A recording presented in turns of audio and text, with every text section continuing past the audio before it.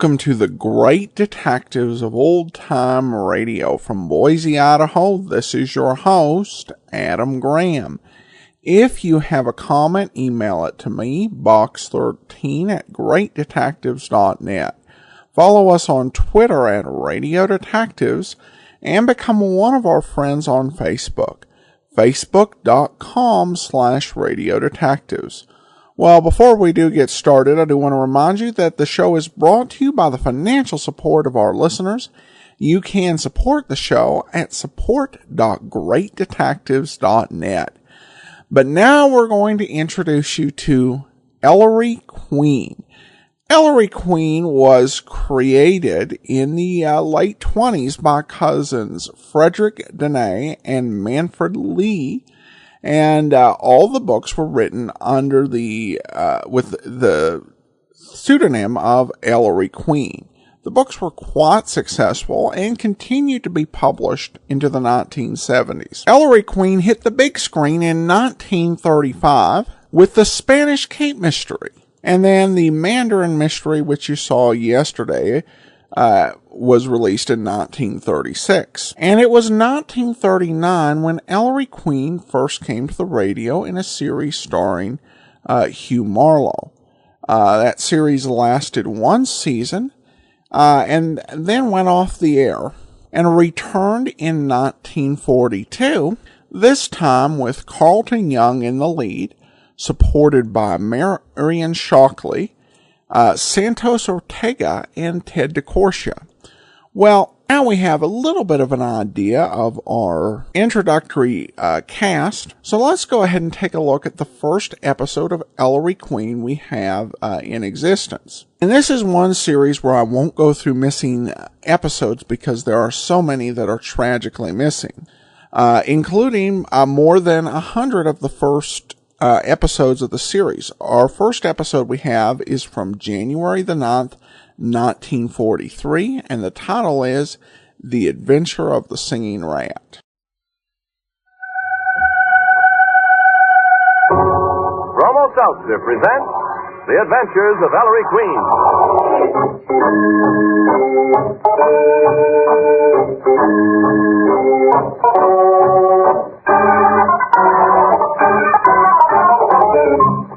Tonight, the makers of Bromo Seltzer bring you another thrilling adventure with Ellery Queen, the celebrated gentleman detective in person. Ellery Queen again gives you a chance to match wits with him as he relates a new story of a crime he alone unraveled. And then, at the point where he was able to solve the mystery, he stops the play, gives you a chance to guess the criminal's name. In the studio tonight, we have as our guests Miss Ann Corio, glamorous screen and stage star, and Mr. Alfred D. McKelvey, prominent Eastern manufacturer. Miss Corio and Mr. McKelvey have accepted Ellery Queen's challenge to solve the mystery before the solution is revealed.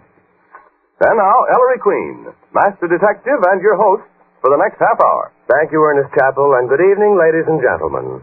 Tonight's story concerns the adventures Nicky and I had when a stool pigeon gave us incriminating evidence against Musso the Moose.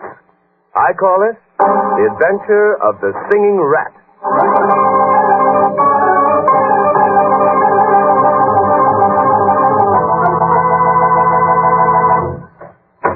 Inspector, Heavy. look who's paying a visit to headquarters. The Singing Rat. Singing rat. Ah, show him in, Billy. Always glad to see the rat. Enter, Sir Rodent. Yes, Sarge, yeah. Speedy, shut that door and keep it shut. Right. What's your song today, Rat? Listen, Inspector, I got something big, see? And nobody can hear me, huh? The rat's a little shaky, Inspector. He's got something for us. On Musso. On Musa. What is it, Rat? Sing. Listen, Inspector Queen, I can tell you how to get the moose. But good, see? Musso the Moose. Well. But you gotta give me protection, Inspector. Put me in stir until this blows over. Come on, Rat. What do you got? Tonight, see? 12 sharp. The moose will be in a parked car at the northwest corner of Broadway and Vesey Street. All you gotta do, Inspector, is to hook what he's got in the upper right-hand pocket of his vest. I'll show that dirty Billy, me around, huh? put the Singing Rat in the cell. Book him on some charge. Make it look legitimate. Suspicion of petty larceny, and that's no lie. Orders, Inspector? 3 men. Here at 11:30. Absolute secrecy. There mustn't be a leak. Maybe what's in that mobster's vest pocket is the evidence I've been looking for 5 years.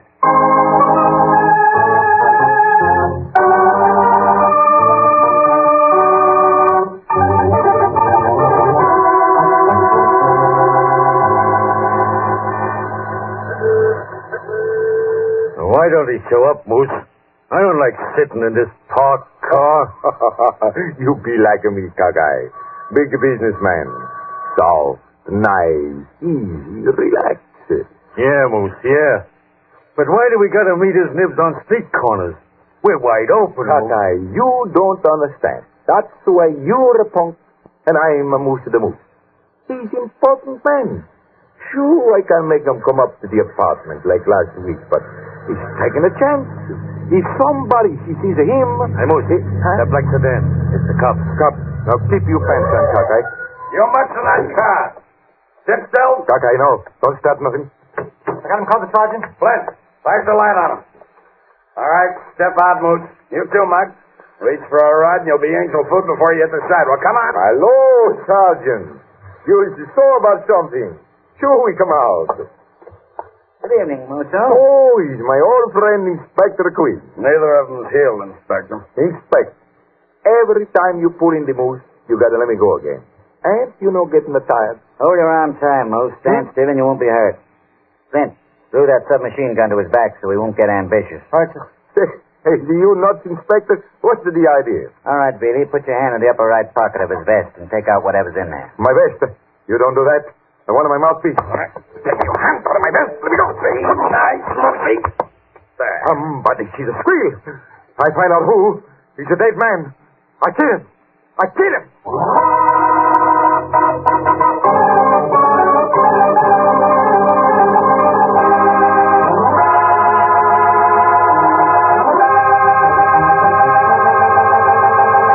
And there, ladies and gentlemen, you have the beginning of our mystery.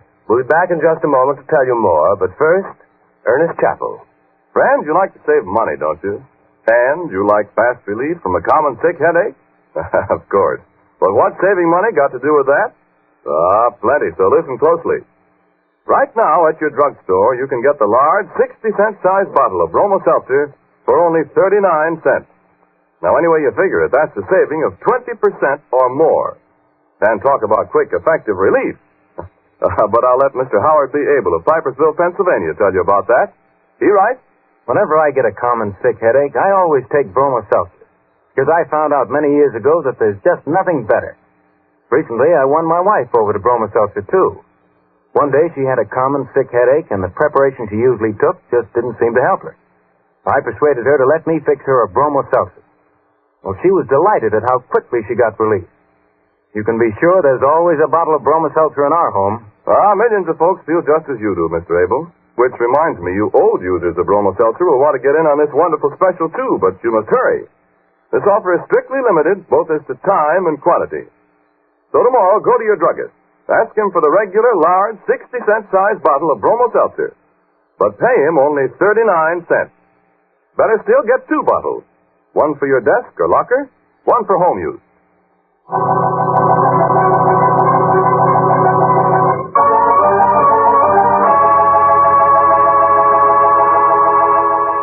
And now let's join Ellery Queen and Nicky Porter as they visit Inspector Queen at headquarters the morning after the capture of Musso the racketeer. What's up, Dad? Why the hurry call? Oh, Ellery. I didn't want you. I wanted Nicky. Oh, I see. Me, Inspector? This is so sudden. Would you act as my stenographer this morning, Nicky? My own man's home sick, and this is very confidential. Musso case. Give me a pad and a couple of pencils, Inspector, and I'll be silent Susan herself. Dad, don't tell me you finally tied the moose up to the bankruptcy racket. I sure have. What on earth is the bankruptcy racket, Ellery? A cute little dodge to defraud unlucky business people. A firm goes into bankruptcy. A crooked judge appoints some politician as receiver. A crooked appraiser undervalues the property magnificently. It goes for a song. And everyone involved in the racket, except the bankrupt and his creditors, makes a heap of crooked money. We've known about this ring for a long time, Nicky. Judge Lamson appoints the receiver, Phil Boyne. Boyne's a slick politician. Little lisping jerk by the name of Paul Ernie. He's the crooked appraiser. And a woman lawyer, Fanny Wicker, handles the legal end. All on the Moose's payroll. but we've never been able to prove it. I see. And here comes Reilly now with the singing rat. Come in. The rat gets us out. Right this way, Brother Rat. Inspector, Musso's out on bail. Keep your shirt on, Rat. We couldn't keep him in a cell indefinitely at this early stage. But he knows I was made a Chang, I tell you. He'll get me. He'll get nobody. Really show those 4 good citizens into my office. Yes, sir. I've been waiting for this a long, long time. In there, folks. Guard. Quicker. Rat, get over there near the window and lie low. Yeah, okay. Ah, Judge Lampson. Come in, Miss Wicker. Mr. Bourne. Mr. Ernie. Really shut that door and see we're not interrupted. Oh, yes, sir. Inspector Green, what's the meaning of this high-handed procedure? Hailing a member of the bench to your office like a felon. I'll explain in a moment, Your Honor. Miss Wicker, I believe we had the pleasure yesterday when you showed up in court with $50,000 for Musso's bail. Come on, Inspector. What have you got? You didn't ask me to your office today to admire my new shade of lipstick. What a horsey woman, Helen. Quiet, Nicky. No. And Phil Bourne. Don't see you down here very often. Well, I always say stay away from wine, women, and police headquarters if you want to keep out of trouble, Inspector? Mr. Ernie. Man, is something wrong? You look sick. The appraisal racket good, Ernie? No complaint, Inspector. In fact, today is my busy day. Maybe a lot busier before sundown, Mr. Ernie. Now, last night I arrested Musso the racketeer. In his vest pocket, I found a case full of cigarettes. Cigarettes? Yes, cigarettes. The Moose Spoke's a special brand. They bear his monogram in gold leaf. Very swanky. The Moose head. One of the monogram cigarettes in the Moose's case. In fact, this one on my desk here. Yes, Judge, here. See it? Yes, sir. That's it. That one's a very special cigarette. Not like the others in Musso's case. Looks like one of Musso's regular cigarettes to me. Does it, Counselor? Ellery, hand me that cigarette. Here you are, Dan. What is this, Mr. Barnum? Greatest show on earth, son. Now, this cigarette looks like an ordinary Musso cigarette, but it isn't. Its ends are plugged with little wads of tobacco, which are removable. See? In other words, it's hollow. Contains something. I wonder what it can be. Well. Ellery, what's that piece of paper tightly rolled up? A document of some sort, Nicky. This document in Musso's handwriting is a payroll report. What? Quote, paid to Judge Eustace F. Lampson $19,000 for appointing Phil Boyne, receiver in bankruptcy. Why, see here. And it's got your signature, Judge Lampson, to receive that prize. An attempt to blacken my good name. I don't even know Musso. Inspector, I seen the judge go up to the Moose's apartment only last week. So that's why this notorious thief and police informer is in your office, Inspector. It was the rat. He's the one who sang. Inspector, let's talk this over. I've got some influence, you know. Have you, Boyne? You're going to need it. Let's cut the salami. What else have you got, Inspector Queen? Your signature and receipt, Miss Wicker.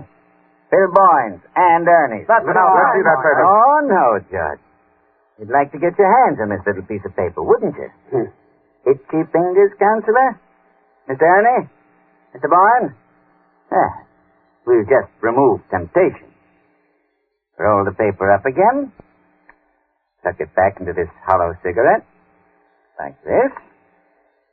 Put back the false tobacco plugs, and you've got the evidence all ready for the district attorney. Well, I don't have to the thing. I've been in politics a long time, Inspector, and I've seen a lot of wise cops come and go. Prove it. Take us into court. What do you intend to do, Inspector? I want Musso. DA will go easy on any one of you who gives evidence to break Musso's power and put him out of circulation. It's up to you 4. Ellery, what's the matter with the singing rat? He's backing away from the window. Hey, What's the matter? guy in that building across the street aiming a rifle at me. Through the window. He's going to shoot. Hey, Boyne, save me. Don't grab me, you rat. Ow, ow, ow. Oh, Billy, that building opposite, man with a rifle. Quick, bigger. Grab that sniper. Who got it? Mr. Boyne, Sergeant. He's hurt. Let me through here, please. Phil Boyne. I couldn't help it. I see the rifle. I duck. I grabbed Boyne so he couldn't start me. It must have been the moose. He's trying to kill me for squeal. Murder attempt in my office. Boyne, where were you I hit? don't know. I call an ambulance. When you call a doctor, I'm shot. I'm saying I'm shot. Lie still, Boyne. Where does it hurt? Here's the bullet hole in his coat badge, but I don't see... I tell you, I'm going to Is he die. hurt badly, Ellery? Can't find the wound, Nicky. Not a sign of blood. Now, stop crying, Boyne. What are you crying for? Plain funk, Dad. Nervous shock. Listen, Boyne. You're all right. You're not hurt. Not even a scratch. Thank goodness. But the bullet went right through his coat, Master. Through his coat, Sergeant, through this cigarette case in his breast pocket, and smack up against this steel vest he's wearing. Oh. What? A steel vest, son. Yes, Dad, see? Here's the vest, and here's the flattened slug. All he got was a chest bruise. Now get up, boy, and stop acting like a baby. Ooh, I'm shaking like a custard pudding. Look at the rat, Miss Porter. If he was milk, he'd be butter. Give me a butt, somebody. Give me a butt, will you? Here you are, Mr. Rat. Me too, Queen. Thanks. I can use one. I guess we all can, Consular. Mr. Bourne? No, I don't want any. I'll have one of those cigarettes, Mr. Queen. Of course, Judge. Mr. Ernie? Thanks. Dad? Nicky? But yes. Thanks, son. Now let's get back to cases. Are you good citizens going to testify against Musso, or aren't you? Miss Wicker. I can't think straight now, Inspector. Give us a little time. Time, Counselor. Sir, I can give you my answer now. Don't be hasty. Let's talk this over. Okay. I'll give you people just 2 days to make up your mind. No longer. All right, Billy. Let him go. This way out, Your Honor. Come on, come on. What? Billy, any report on that building across the street? No luck, Inspector. By the time the boys got there, the guy that fired the rifle had taken a powder. I'll never hear the end of this. Dad, the singing rat. He's gone. Huh? Billy, where'd the rat go? I don't know, Inspector. I didn't see him. I guess Brother Rat decides police headquarters isn't as safe as he'd figured. Fool, now Musso will get him sure. Billy, send out an alarm. Bring the rat in. Right, Inspector. Dad, I'd advise you to be very careful about this evidence on your desk. Put this fake cigarette in a safe place. Don't worry, son. I'm putting the Moose's monogram butt with that payroll report inside in the thickest vault at headquarters. You better do it now, Dad. There are 5 desperate people. Judge Lamson, Attorney Wicker, Appraiser Ernie, Politician Boyne, and Musso himself, who will stop at nothing to get their hands on it.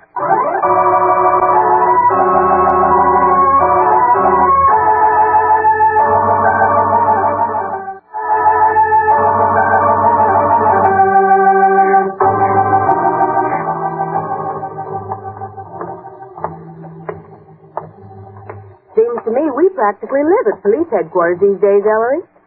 What's the occasion for this visit to the inspector's office? Don't you remember, Nicky? The deadline Dad gave Musso's 4 distinguished co-workers is up this afternoon. Well, why should that make you look droopy? This isn't your case. Anyway, even if it were, there's no mystery about it. I know. Just the same, Nicky, there's something wrong. It's been bothering me for days. Can't put my finger on it. You and your imagination. Here's the inspector's office. Isn't Billy there either? Well, find him, blast it. Oh, Ellery, Nicky. Anything new on the Moose case, Inspector? Have you heard from Judge Lamson yet or the others, Dad? Ought to hear any minute now. He'll only agree to testify against that slippery mobster. Yes? Annie Wicker's here, Inspector. What's his mouthpiece? Send the counselor in. Something tells me this is good news. Ah, Miss Wicker. Well, has that smart legal brain of yours looked over all the angles of the corner you people are in? You win, Inspector. Ah. We'll cooperate with the DA, give what evidence we can against Musso, provided we're protected, and the DA makes the deal. That's very smart. Look at the inspector's face, Ellery. He looks positively blissful. There's something wrong, Nicky. Something wrong. Oh, glad you see it that way, Miss Wicker. You're here as spokesman for the whole group? All except Judge Lamson. His Honor is going to fight, Inspector. That's the worst decision His Honor ever made.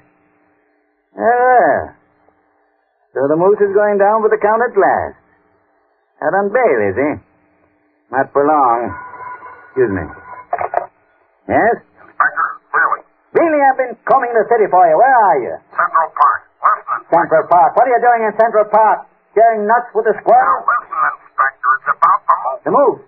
What's about the Moose? A park cop just found him under a bush with a bullet in his brain.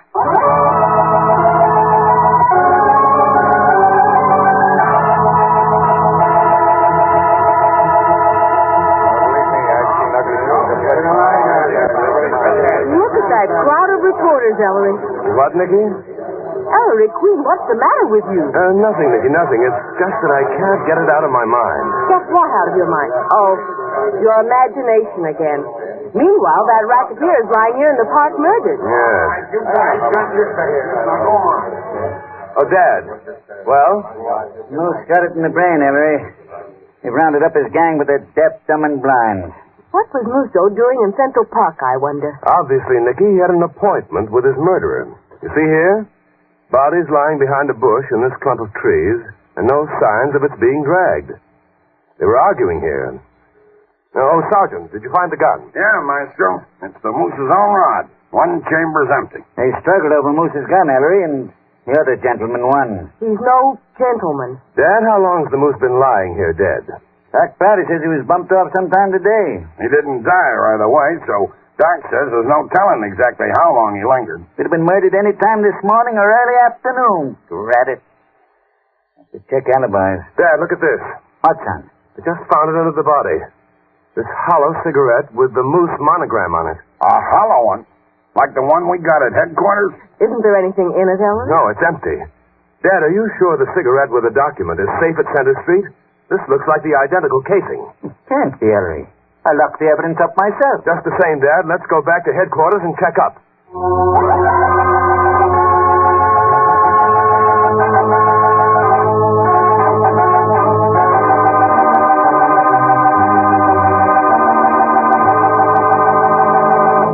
Hurry, Dad. Hurry. I suppose Musso could have had two. There. Didn't I tell you, Ellery?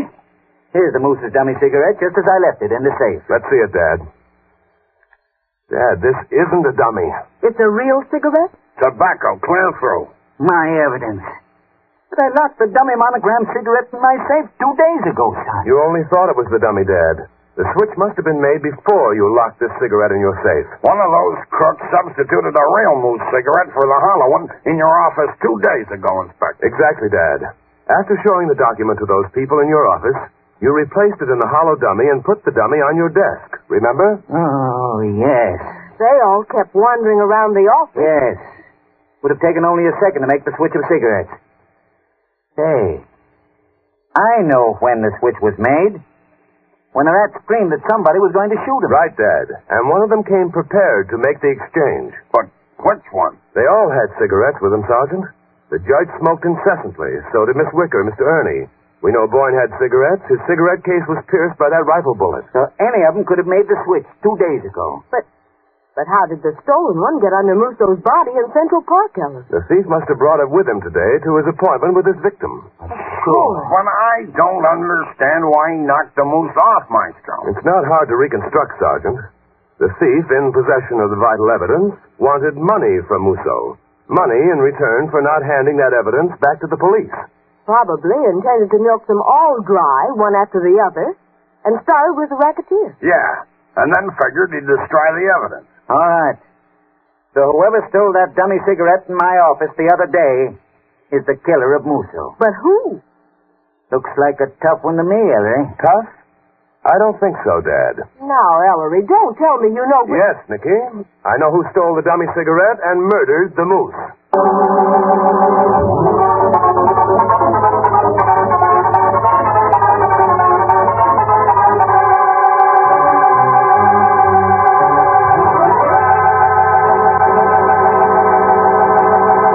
And there, ladies and gentlemen, you have the mystery, and I hope a solution as well.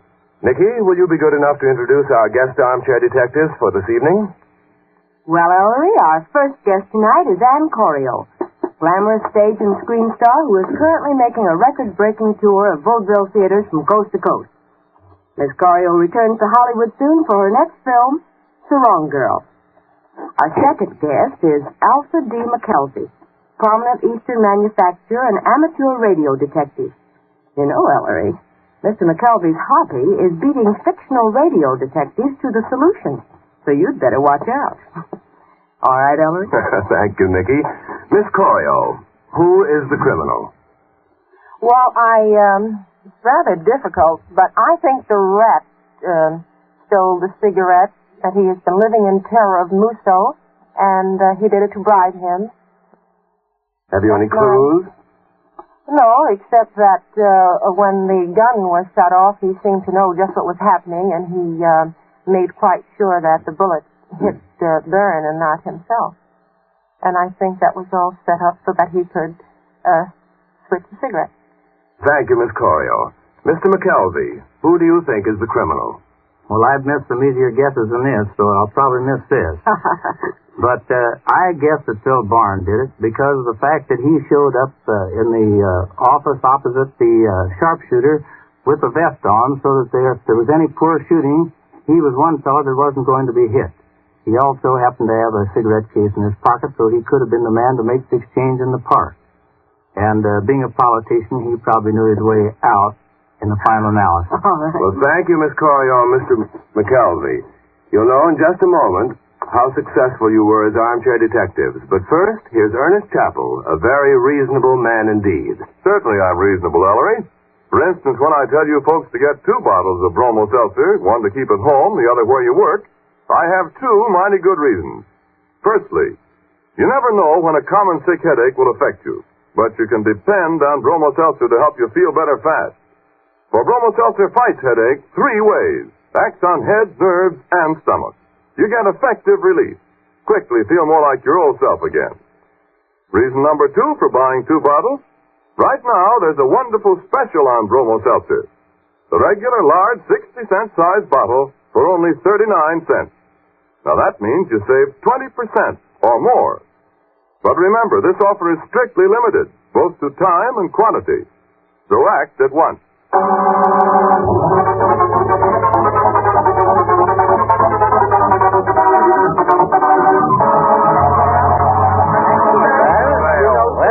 Son, was it Judge Lamson? Or that mouthpiece and skirts, Fanny Wicker? That lisping little appraiser, Ernie. No. The thief of the evidence, and therefore the killer of Musso, was Phil Boyne. Boyne? That politician? The one that got hit by the rifle bullet by mistake? But how do you know it was Boyne, Ellery? The clue in this case is psychological, but it's as incontestable as a fingerprint.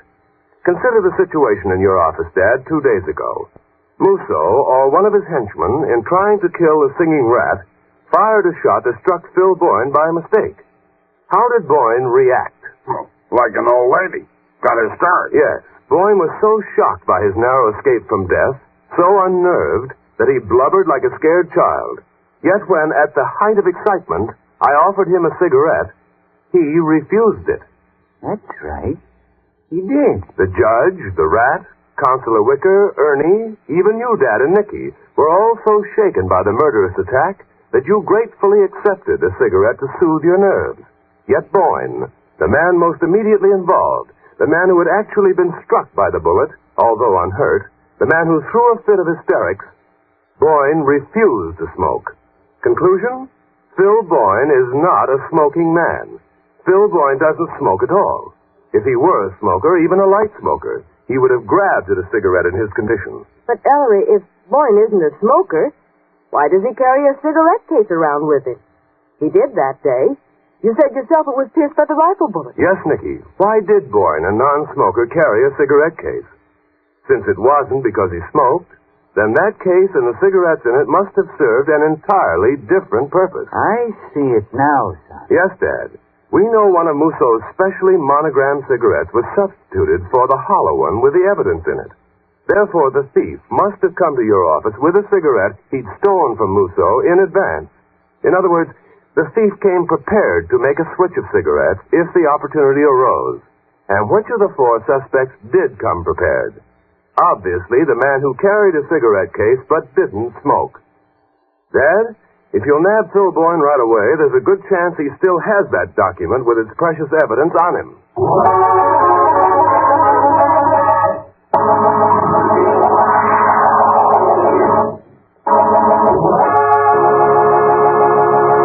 And there, ladies and gentlemen, you have the solution to the mystery. I want to thank Miss Ann Corio and Mr. Alfred McKelvey for appearing as guest armchair detectives this evening. And we have for both Miss Corio and Mr. McKelvey a personal gift from Bromo Seltzer. Also, an autographed copy of my latest mystery anthology, Sporting Blood, and a subscription to Ellery Queen's Mystery Magazine.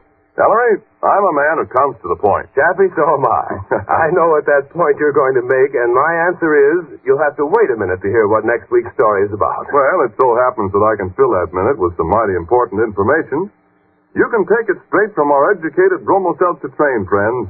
The time to try Bromo Seltzer is right now. Listen. Save money. Buy now. Yes, buy Bromo Seltzer now, and you'll save money. 20% or more. For right now, your druggist is offering the large 60-cent size bottle of Bromo Seltzer for only 39 cents. This offer is good for a limited time only, so act at once. Remember, Bromo Seltzer fights headache 3 ways. These 3 ways: Quick relief from headache pain. Fast help for jumpy nerves. Quick help for upset stomach. So don't be satisfied with anything that does less for you than Bromo Seltzer. Use it only as directed on the label. For frequent or persistent headache, see your doctor. For quick, effective relief from common sick headache, get tried and true Bromo Seltzer. And be sure to ask for the large 60-cent size bottle, now selling at the special low price of only 39 cents. Save money, buy now.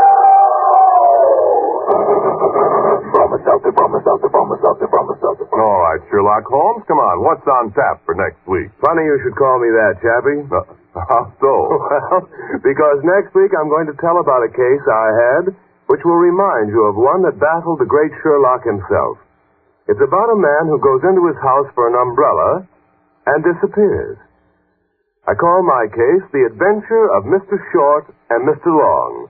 Be sure to listen next Thursday at this same time. And don't forget the other great Bromo Seltzer show friends, Vox Pop, the show that travels America. Next Monday, Vox Pop travels to Bowling Field in Washington. Fox Johnson and Warren Hull will interview men of our Army Air Force. Consult your local paper for the time and station.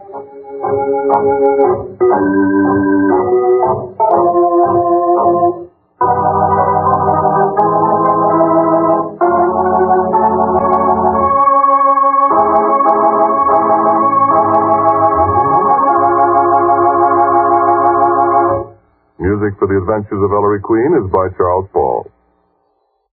Welcome back. A kind of interesting episode in that it portrays basically the police as having contempt for the informants. But there's a general sentiment about that in a lot of films of the day. Overall, a very good puzzle mystery, and we actually get to see how this panel worked. And next week, we'll get to hear one of my substitutions in an episode in which that mystery panel portion is missing. If you would be interested in participating, you can still send me an email, box13@greatdetectives.net. We definitely have a lot of episodes where these are missing, so we'd love to have some options. Now, some notes regarding the cast.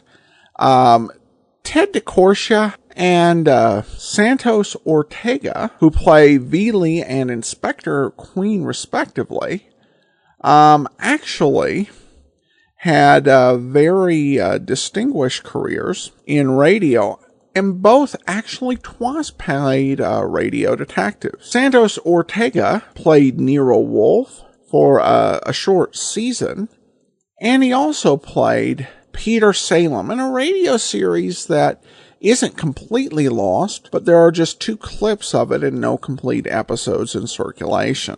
Marion Shockley is actually the first Nikki Porter. The character didn't exist prior to the radio program, but became prominent in the movies of the 1940s. Well, the 1930s movies were comedies.